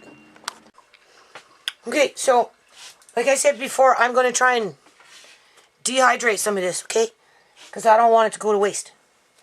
So I've decided to do two of these anyway. Right, I'll do the two larger ones. Because again, I only have so much, what is it called? Room in my freezers, right? So I'm going to dehydrate these. And probably a good 3/4 of this. And this is that Chinese radish. So we're going to start shredding this one first, because I only got 3 trays here. I'm using that convection oven. It works pretty good, actually. Now, mind you, these trays are old school, so I don't know how when I did the little green onions, you can see how nice they are, right? So hopefully this will work fine. We'll find out when we do it. So as I'm shredding this, because I'm just shredding it, it dries the best that way, right? I mean, I've done these in the past, sliced them, and then broke them off into pieces from 2011, and they're still good to eat, okay? Just remember that, right? These ones I will probably put in the classic jars, classic tomato sauces and that type of thing. I like those jars, and I'll vacuum seal them this time, right? Because I have now a vacuum sealer for jar lids, right? For standard and wide mouth. Okay? But the thing is, I'm pretty upset, people, I'm telling you. Like I said, I get ragged on. Doesn't matter, it can come out of fucking nowhere. Right? Never enough. Never fucking enough. So, first thing I want to address, I'm just going to talk, okay? Okay, first thing I want to address is, I've got this mole that's been basically stalking my family for years. Okay? Trying to play herself off as if she's some fucking kind of victim here. Because I have custody of Amari, and I won't allow her to see him in terms of it's her dead brother's son. Yeah, well, we know the story all around that for anyone that's been paying attention, right? And just with the fact that that girl was stalking ShaMay even before ShaMay knew about it, with the tampons, the bobby pins, and the freaking cream at the boyfriend's house. Because ShaMay was going through a process of breaking up, so you know how that happens. You fight, you break up, you get back together, you fight, okay? Right? Her relationship with Freddie was coming to an end, but it hadn't quite come to an end yet. Because, right? Because that individual that likes to stalk my family was leaving her paraphernalia behind so that ShaMay would find it. Right? Because she was trying to take away what ShaMay had, which was Freddie. And of course, well, I don't know. So we know that story, right? And then of course ShaMay died under suspicious circumstances. As a grandmother with a baby in the house with a dead daughter, not knowing what the hell is going on other than the ex-boyfriend was making threats to kill your daughter. I mean, what was I supposed to do with Amari, people? I went to court, right? And I filed papers right away. Because I've already gone through that shit with Andre. Okay? It wasn't like I plotted and schemed to do that. I reacted to a really bad situation. And I've been there every day, people. Every day. I've given up my life for Amari, basically. Okay? I told you, I'm a workhorse. That's exactly what I am. Okay? At 60 years old. Alright? I'm so mad, I shredded the whole thing. So much for saving a summer. Anyway. What do you call it? But when people don't get their own way, because they seem to think that they're running the show, even though they're not that little red hen, planting the wheat, watering the wheat, growing the wheat, gathering the wheat, milling the wheat, making the cake, because they don't do any of that. They still think that they can fucking talk and set the stage as to whatever they think I should be doing, and if I don't do it, I don't live up to their expectations because, I don't know, people. I'm the one that chose to look after Amari, so therefore, I gotta take the punches wherever the fucking punches come from. Doesn't matter if it's from that mole that's now on TikTok, posting little videos of Amari that she's taking from my videos, putting herself in that victim position because we know she likes to do that, right? Saying that I won't allow her to see Amari, right? And that's why she's so depressed. Okay? Well, no, it goes a little more deeper than that. It's like, take responsibility for the gang stalking that you've been, like, terrorizing my family with for years. I just showed you yesterday on YouTube part of that gang stalking. Okay? Not to mention the shit that I was going through after my daughter was dead. Because of those people. The only victim that's here is Amari. And that's at the hands of corrupt government workers. Okay? And I've been trying to do the best that I can. But it doesn't mean that I have to fall in lockstep and, whatever, just because somebody can bark out something and say, well, so-and-so says, and you should, and if you don't, well, you're there. And I'm like, shut up. You don't know what the fuck you're talking about. right? At least I do. Oh boy. I'm going to only be able to do 3 trays at a time. Oh, it smells good though. Now mind you, I want to cook some of this up, so I'm going to keep some out. So we'll do 1 tray, because this I can move around as it's cooking, right? So we'll just spread it right out. And then I'm going to leave some for the cooking, because I'm freezing some. I'm cooking and I'm freezing. I'm just not too sure what I'm cooking yet in terms of making it tasty, right? So that I can incorporate it into other foods at a later date, all right? Okay, because we're dealing with a special needs child that can only eat certain kinds of foods in terms of texture, right? So you always have to keep that in mind and building a fucking program that actually works. That's what I'm doing. All right? Hold on a minute. Okay. Now we're going into tray 2. I like these. These are so good. It's like a form of zucchini, right? So anyway, I'm going to shred this one, and this one will probably be enough for 1 tray. I can only do 3 trays at a time. So I'm right now shredding a lot of these you can see, right?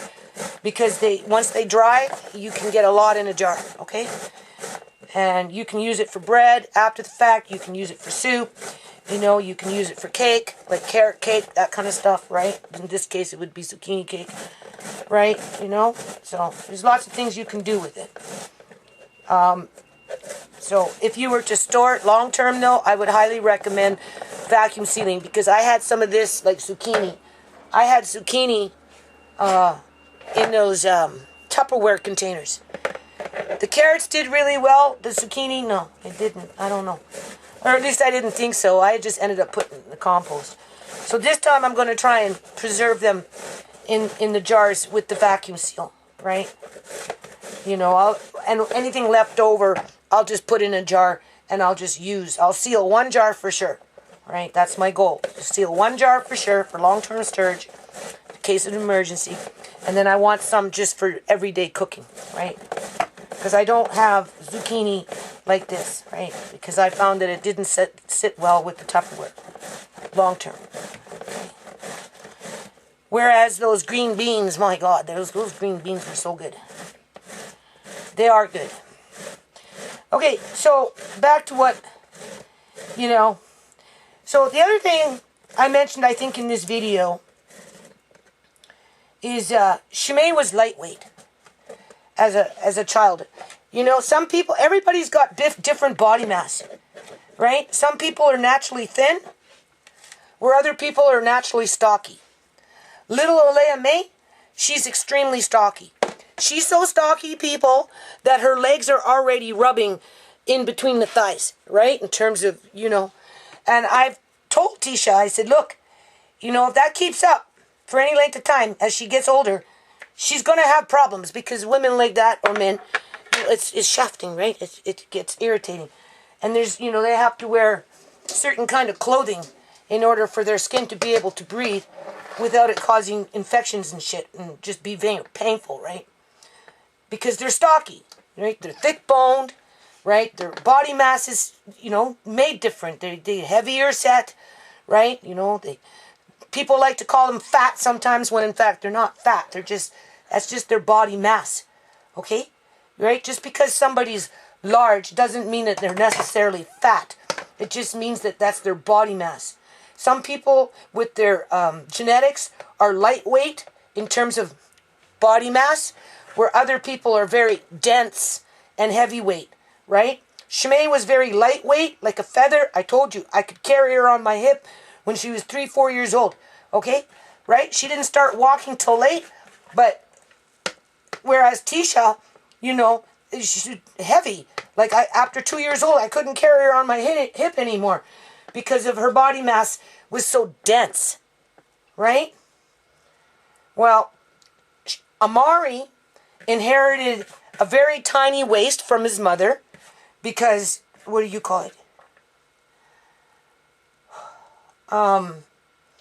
She had a 22-inch waist, big hips. She had the hourglass, right? Figure. And, what do you call it?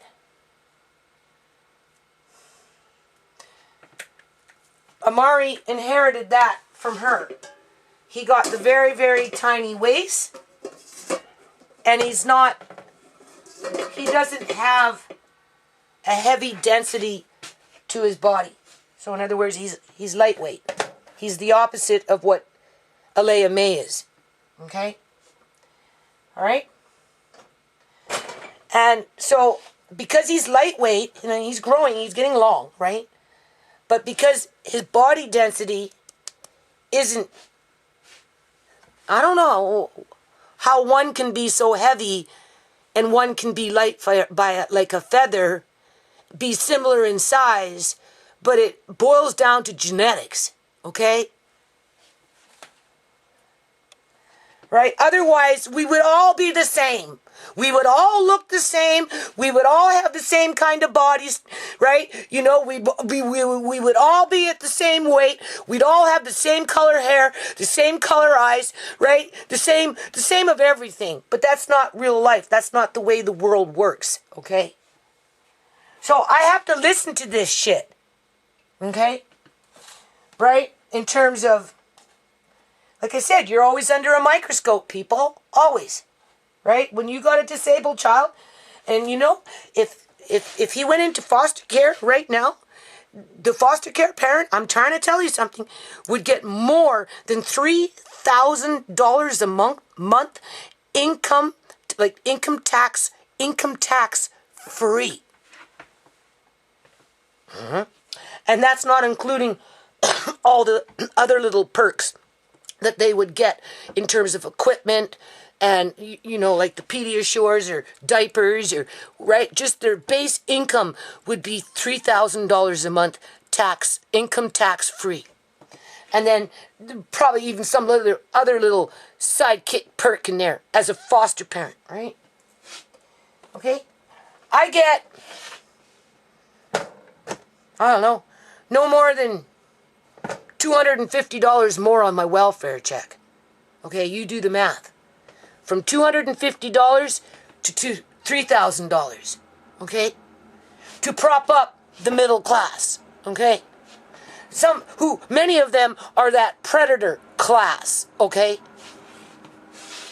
That's what I'm up against every day of my life. Alright? Because people are thinking,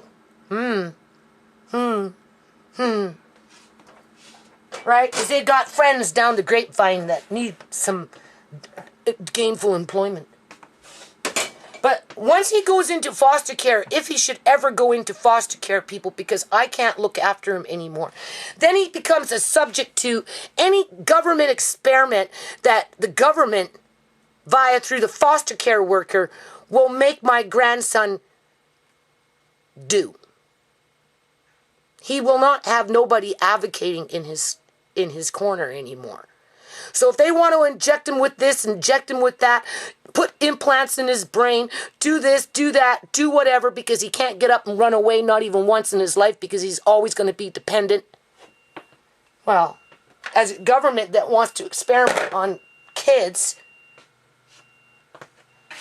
seems, and it's not anything unusual. It's not like it's never happened.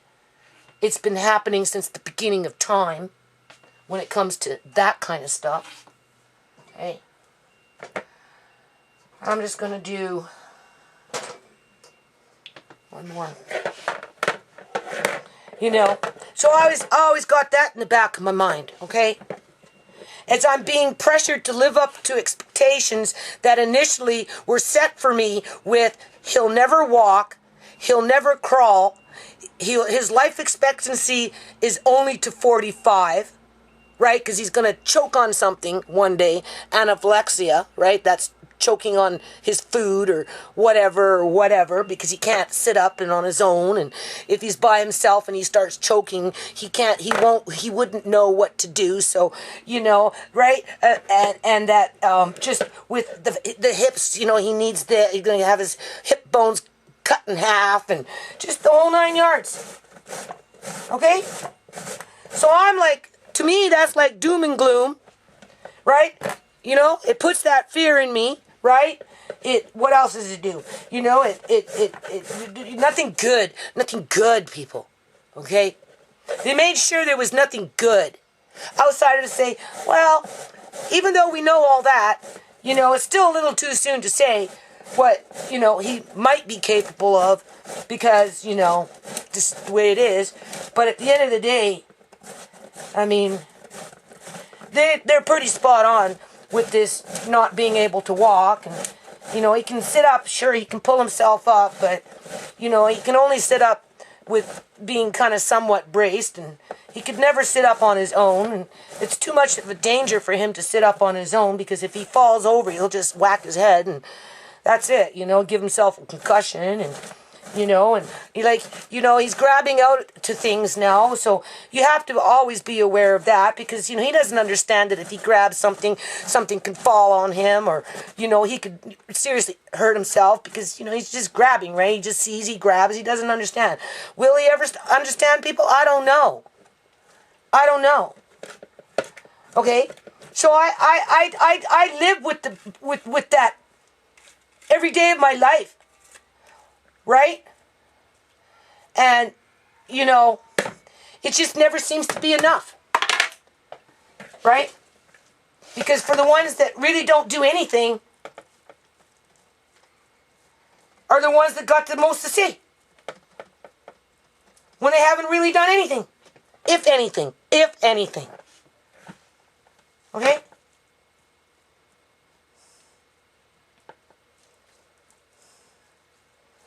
So anyway,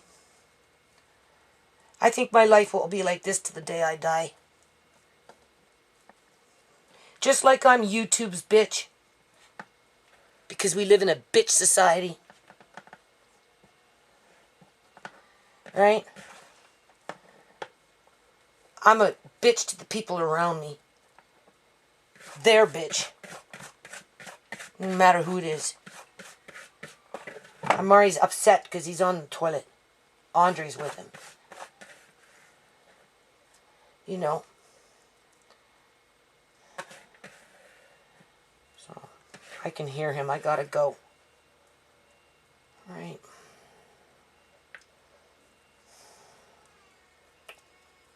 So anyway. What was the purpose of all that? Nothing. So, this is where I'm at right now. Okay? I'm going to get through this day with this food, people. I really am. So, we got this for when we start cooking. What's going to go in the freezer. These 3 trays, and, well, 2, plus this is now going in the dehydrator, which I'll end up doing more. I'll do a zucchini for sure, right? And, hold on.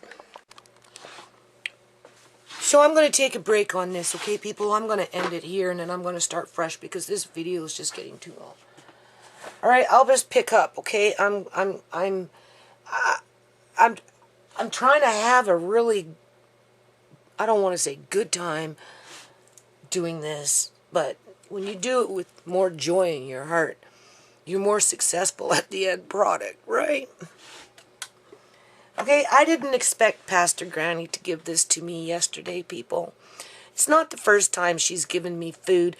You know, there's a couple times I put in the fridge, you forgot about it, or whatever, got busy, and then it's spoiled. And I'm like, oh, why are you taking it if it's just going to spoil? You know, somebody else could have had it. You didn't have to take it if you were just going to let it spoil. I mean, mind you, it went in my compost, so I'm still happy with that.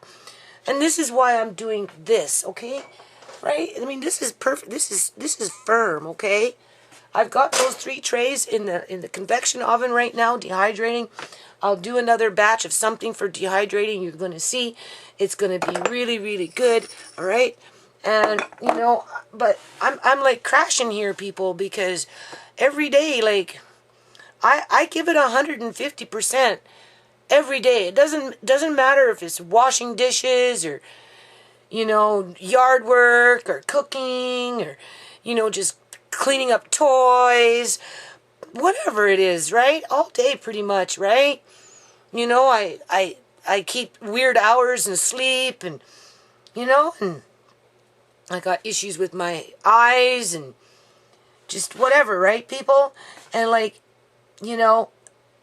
on my side of the family, on my side, I don't know how people could possibly say your grandson is going to die when he's 45. He'll never do this. He'll never do that and blah, blah, blah, blah. But yet we expect him to grow up to be a fucking 6'2" Amazon climbing mountains. Because if he doesn't do that, then something is wrong with you.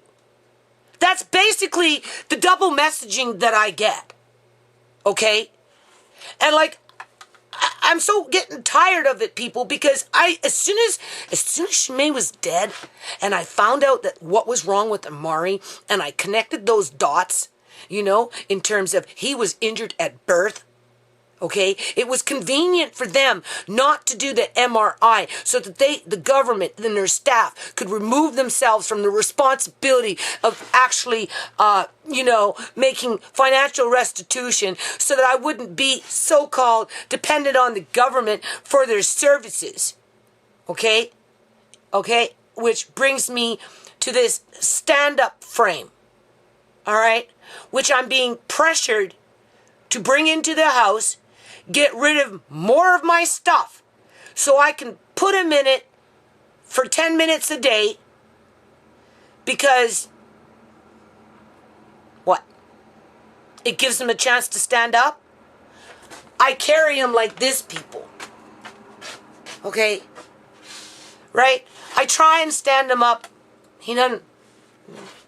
The only time he stood up is when he got scared in the bathroom and he went like that. But you can see he can use his legs and everything, right? When he went for his little foot braces, apparently he's he's not very tight, right? So all the exercise that he gets, he's doing really good with it, right? He's rolling himself over, pushing himself up on his elbow now, which is a milestone, right? He's pulling himself up from a laying down position, basically at a slight angle where he can actually sit up on his own. All right? You know what I'm saying? Right? And I don't want this stand-up frame because I have no place for it, people. And the chances of me using it daily for 10 minutes are kind of slim at this point.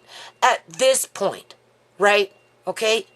I'm not saying we won't ever get one or he won't ever have a chance to use one. I'm just saying that this is not the time. I've accommodated his wheelchair. I've accommodated his tomato chair. I've got baby rails that I'm installing in here, stalling in there to make sure that he doesn't roll off of things I'm right, grab and pull and just, right? I'm always on guard, people. I'm that lady with the heart of steel. Okay? Literally. Trying to do the right thing by my injured grandson as my government lollylegs with their BS. And as for these young people that have absolutely zero life experiences and don't want to go outside of the box and learn anything new except feel sorry for themselves, well, to heck with you. Because the way the world is going, you should be thankful that you got people like me that even fight in your fucking corner. Because you're sure in the hell not fighting. You're not fighting for anything. You're just falling for the old okie dokie until it blindsides you one day when you wake up and then realize what the hell happened to you after the fact. And then you might say, gee, yeah, she was right. Until then, until you walk in my shoes, I don't care who the fuck you are, right? You know nothing. Absolutely nothing. And if you get nothing, it's only because you earned nothing.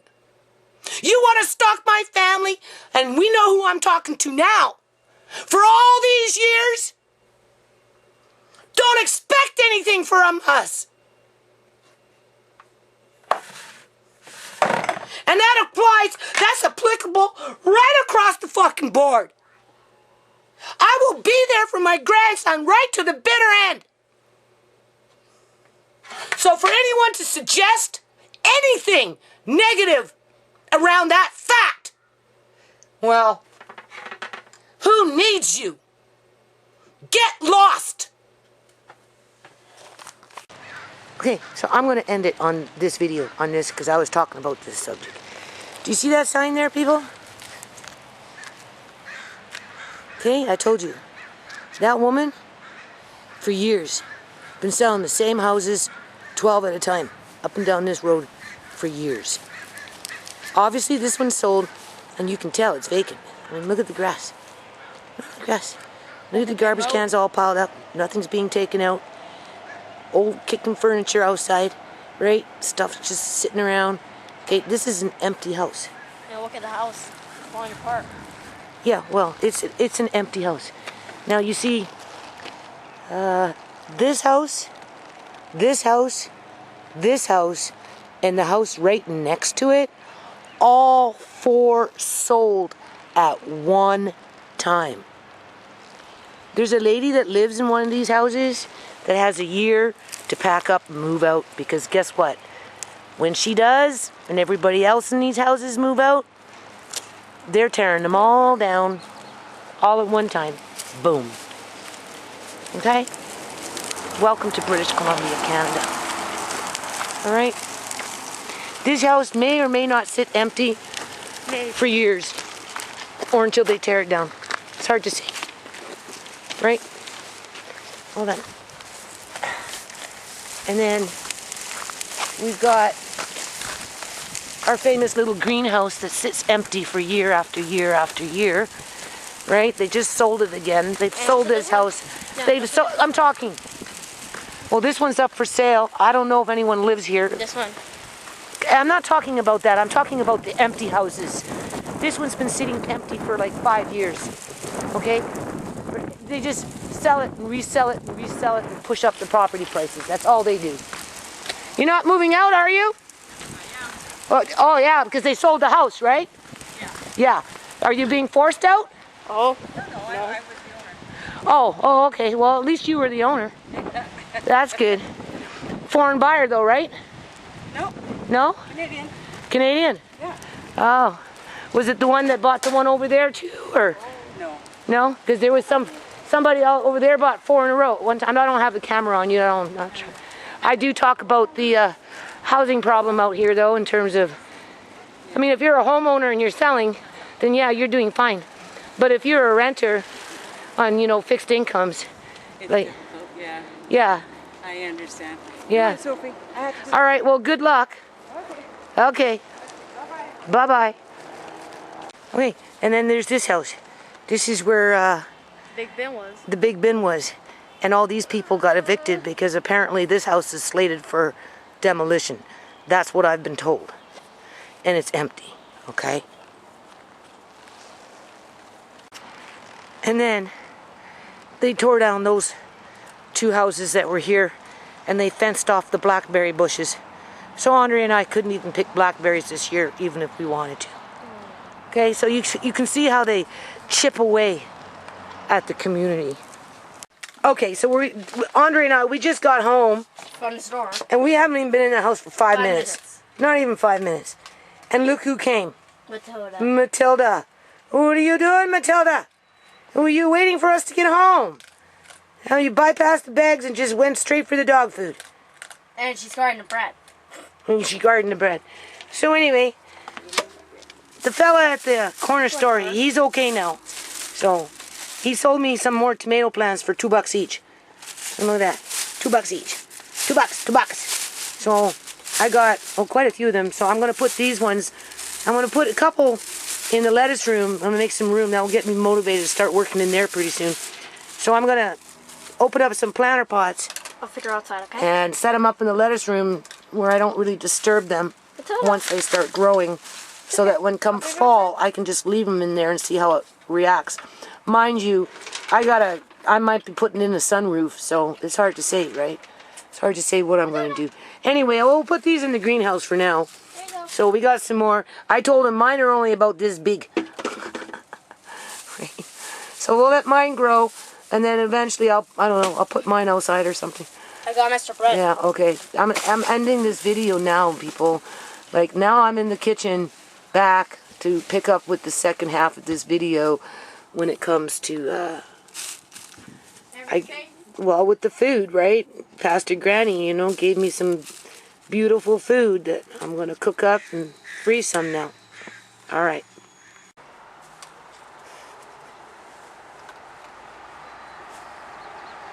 Matilda.